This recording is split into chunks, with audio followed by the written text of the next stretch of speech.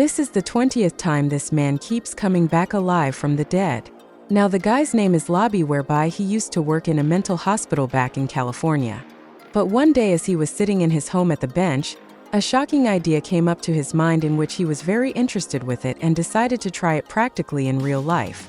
According to the sources, Lobby flew away from his hometown and went one-on-one to a certain village where it had a lot of children who lived with their old ones, something like their grandparents.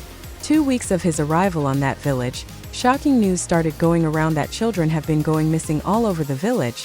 The main suspect was Lobby, since he was the one new there. And to shock you, they weren't wrong.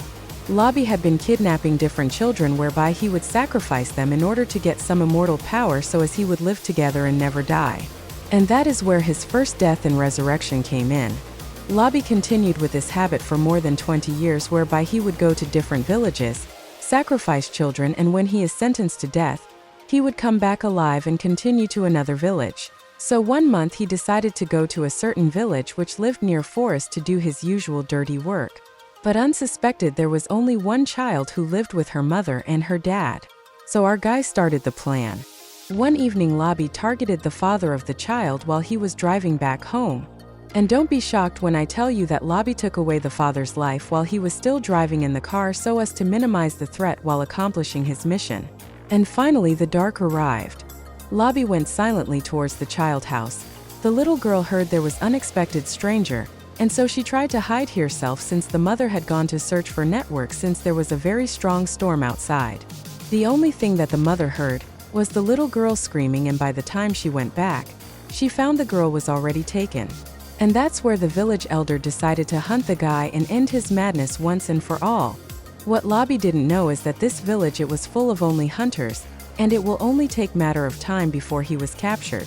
Within a minute, the police were involved and they started the investigation immediately.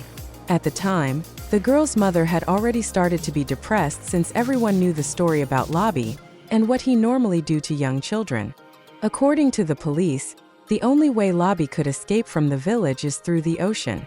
And as for that, the village hunters, togetherness with the child's mother, started tracking them towards the ocean. And they weren't wrong, since Lobby was heading towards the ocean together with child, where his plan was to stay in a certain old ship till the storm comes down, and afterwards, he will sail with the child across the ocean. But that wasn't gonna happen because the hunters were very close to him. And within an hour of tracking, they finally saw Lobby and the child. Now the problem was how they will put Lobby down, because Lobby was not an easy task to put him down. And that's where one female hunter volunteered to go in, a gun very standby on her hands.